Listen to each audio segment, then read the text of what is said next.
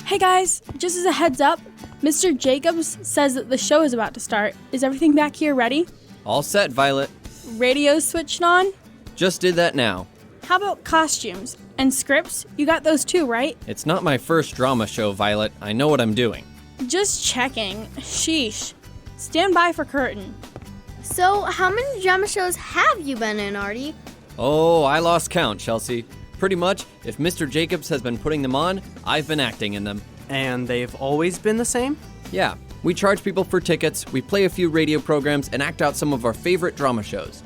After 3 weeks, we take all the money we got and give it to a missionary or a local charity. And it's always like that? You never switch it up? I mean, we play a song or two to pad out the time, but that's about it. Is there something else we should be doing, Everett? I just think if you want to get more people to give more to the missionaries, you might want to change it up. It doesn't look like we're having trouble selling tickets. That's almost a full house out there. Just saying, there might be a better way to do it. You're crazy. Drama shows are always popular and they always will be. Guys, I think we're starting.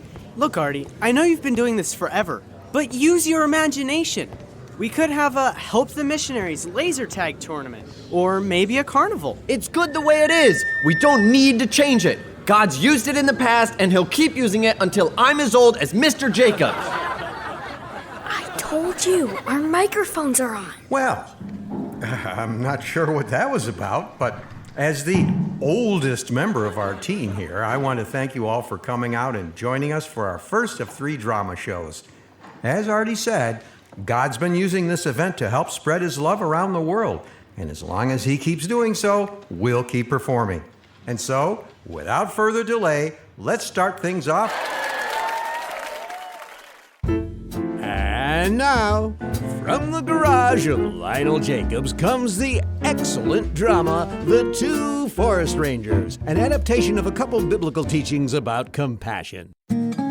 Once upon a time, in a remote part of the state, there was a forest. That's right. Bramblebush National Park is a fantastic place to go hiking, biking, or even horseback riding if that's your pleasure. He's a brochure.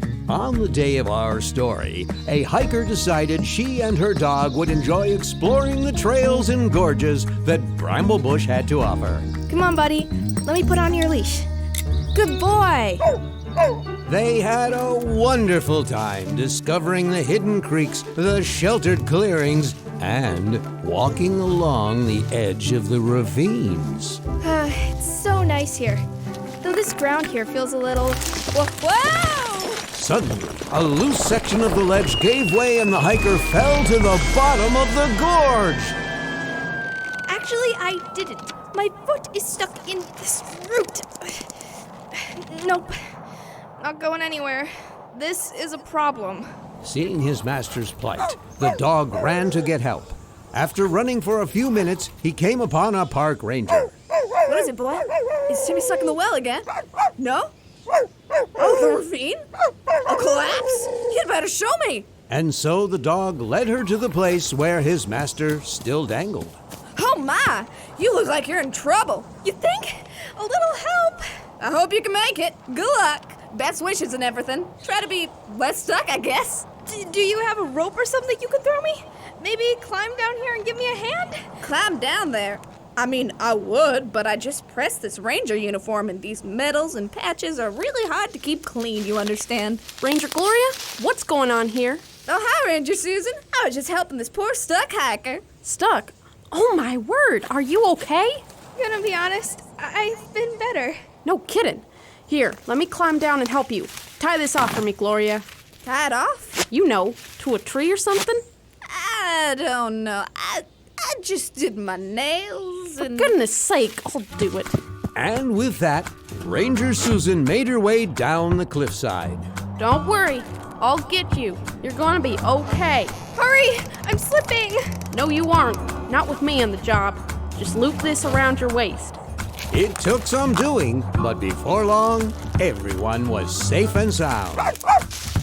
Thanks, Ranger. Without your help, I could have been stuck there for a really long time. No problem. Actually, I was talking to her. Next time, stay back from the edge of the gorge. Rain can really soften the soil, and next time there might not be a root to get stuck on. Don't worry, there won't be a next time. The moral of the story To is... stay on clearly marked trails. Right. And the other moral is that when it comes to helping others that are hurting, we can't just say nice things to make it all better. We need to actually take the time to see if there is anything we can do to help. Sometimes this can be as simple as being sad with those who are sad. But if all we do is wish people the best, then we're being as helpful as a ranger who won't lift a finger to help a stranded hiker.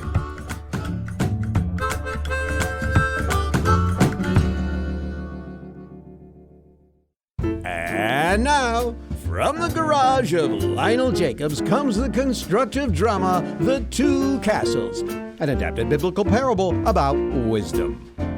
Once upon a time, there were two realms. That's right. My lands are to the north.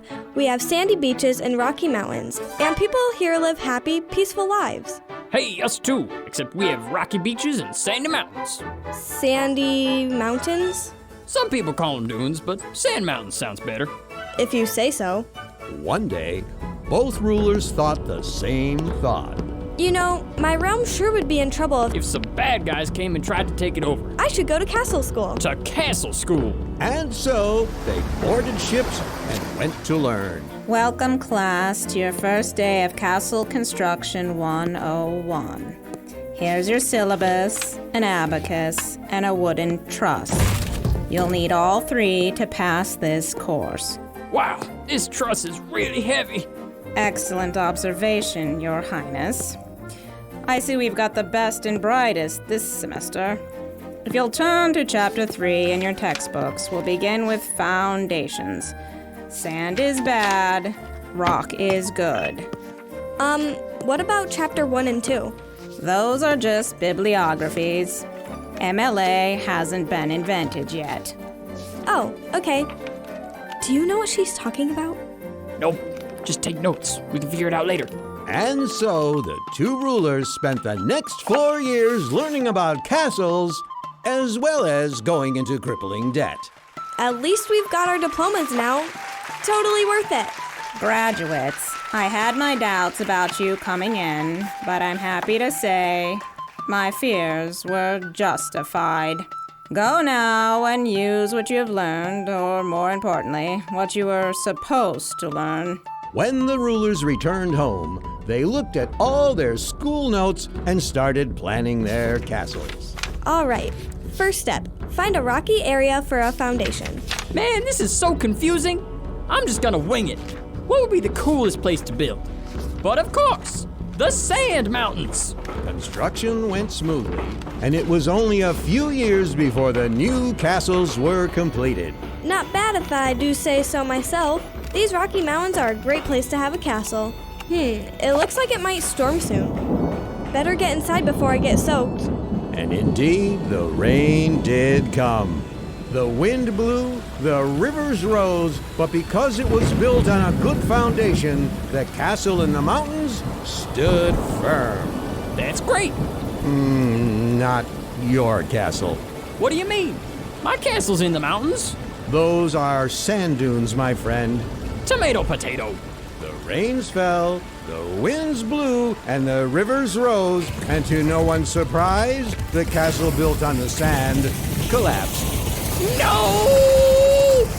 The moral is, God has given us plenty of instructions on how to live our lives to their fullest. He knows everything and is trying to help us to be the best that we can be. If we are wise, we will not only listen to what he says, but also do them. If we don't, it's not going to work out very well, kind of like a castle built on a sand dune. It's a mountain. Give it up, man. Well, folks, that's our show. Be sure to come back next week and maybe even bring a friend. Sam and Hugh are up front taking donations, and they'd love to answer any of your questions. Have a great week. All right, good show, everyone. Chelsea, you want to help me with the costumes and props? Sure. Looks good up here, everyone. Thanks, Mr. Jacobs. Sorry about the misunderstanding with the microphones at the start. Oh, that's all right, Violet. There's a lot of switches on that board. Speaking of which, do you know where Artie is? He's over by the radio. Oh, thanks, Chelsea. Hey, Mr. Jacobs, I had some ideas for the drama show, if you're interested. Oh, that's great, Everett. I was going to talk with Artie real quick, though. Can this wait? Oh yeah, no problem. Hey, Artie. Hi, Mr. Jacobs. Pretty good show, right? Yeah, it was, though I'm curious about the way it started. Yeah, I know. We need to be quiet before the show, just in case our mics turn on. I'll do better next time. Won't happen again. Thanks. But I was more interested in what you were talking about. It sounded like you were upset. Is everything okay back here? That was my fault, Mr. Jacobs. I got him going. No, it was my fault. I shouldn't have blown up like that. Well, I'm glad to see you guys reconciling like this, but I still would like to know what all the fuss was about. I was just saying that the drama show could do with a couple of upgrades. Upgrades? Yeah, we've been doing it the same way for longer than I can remember. What if we did something that was new?